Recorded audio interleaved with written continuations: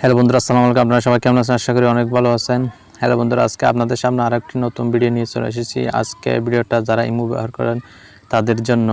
আজকের ভিডিওতে আমরা দেখাবো কীভাবে আপনারা ইমোর নম্বর হাইড করে রাখবেন, অর্থাৎ ইমোর নম্বর হাইড বলতে ইমোর নম্বর কীভাবে লুকিয়ে রাখবেন।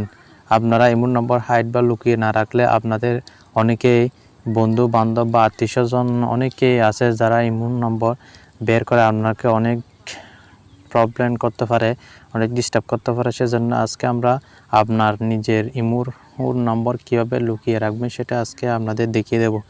ইমোর নম্বর হাইড বা লুকিয়ে রাখার জন্য আপনারা প্রথমে ইমোতে চলে আসবেন। তারপর এখানে প্রোফাইল পিকচারে ক্লিক করবেন। তারপর এখানে দেখতে পাচ্ছ সেটিংস, এই সেটিংসে ক্লিক করবেন। সেটিংসে ক্লিক করার পর এখানে আপনারা প্রাইভেসি নামে একটা অপশান আছে, এই প্রাইভেসিতে ক্লিক করবেন। এখানে প্রাইভেসিতে ক্লিক করার পর আপনারা এখানে দেখতে পাচ্ছেন একদম উপরে দুটো অপশন, একটা হলো রাট সিন আর একটা হলো রিড রিসিপ্টস। এই দুটো অপশন আপনাদেরকে আমি দেখিয়ে দিচ্ছি। প্রথমে আপনারা লাট সিনে ক্লিক করে দিবেন।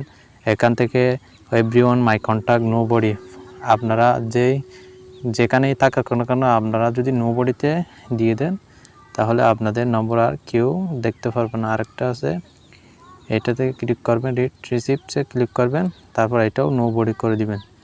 তারপর এখান থেকে বেরিয়ে আসবেন। তারপর আপনাদের আর নম্বর দেখা যাবে না, অর্থাৎ অন্য কেউ চাইলেও আপনার নম্বর আর ইমো থেকে বাইর করতে পারবে না।